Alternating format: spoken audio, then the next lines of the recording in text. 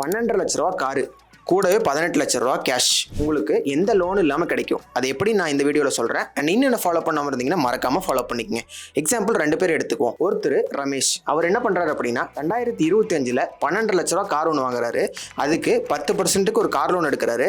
அதை 15 வருஷத்துக்குள்ள பே பண்ணி முடிக்கணும்னு நினைக்கிறாரு. அப்படி இருக்கும்போது மாதம் 13,500 இஎம்ஐ பே பண்ணியிருப்பாரு. மொத்தமாக கட்டின கேஷ் பார்த்தீங்கன்னா 24 லட்ச ரூபாய் கிட்ட பே பண்ணியிருப்பாரு 15 வருஷத்தில். ஆனால் இன்ட்ரெஸ்ட் மட்டும் அதில் 11.5 லட்ச ரூபாய் கிட்ட கட்டியிருப்பாரு.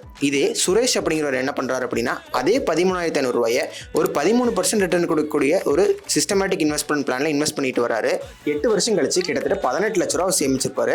நாம கரண்ட் இன்ஃபிளேஷனை கால்குலேட் பண்ணி பார்க்கும்போது 8 வருஷம் கழிச்சு அந்த 12 லட்ச ரூபாயோட காரோட ரேட் பார்த்தீங்கன்னா கிட்டத்தட்ட 18 லட்ச ரூபாய் இருக்கும். ஸோ அந்த காரை அவர் வாங்கியிருப்பாரு. அதுக்கப்புறம் அடுத்த 7 வருஷத்துக்கு அதே 13,500 ரூபாயை சிஸ்டமேட்டிக் இன்வெஸ்ட்மெண்ட் பிளான்ல ஒரு 13% ரிட்டர்ன் கொடுக்கக்கூடிய மியூச்சுவல் ஃபண்ட்ல இன்வெஸ்ட் பண்ணிக்கிட்டே வராரு. அவருக்கு அடுத்த 7 வருஷம் கழிச்சு ஒரு 18 லட்ச ரூபாய் கேஷ் அவர் கையில் இருந்திருக்கும். ஸோ நீங்க இன்ட்ரெஸ்டாகவும் பே பண்ண தேவையில்ல, உங்களோட கையில 18 லட்ச ரூபாய் கேஷ் உங்களுக்கு கிடைச்சிரும். அதே டைம் உங்களோட காரும் உங்களுக்கு கிடைச்சிரும். கார் வாங்கலாம்னு நினைச்சிட்டு இருக்க உங்க ஃப்ரெண்டுக்கு இந்த வீடியோ மறக்காம ஷேர் பண்ணுங்க. அண்ட் இன்னும் இந்த மாதிரி நிறைய ஃபைனான்ஷியல் கண்டென்ட்ஸ் பார்க்கணும்னா நம்ம மறக்காம ஃபாலோ பண்ணிக்கங்க. Bye bye.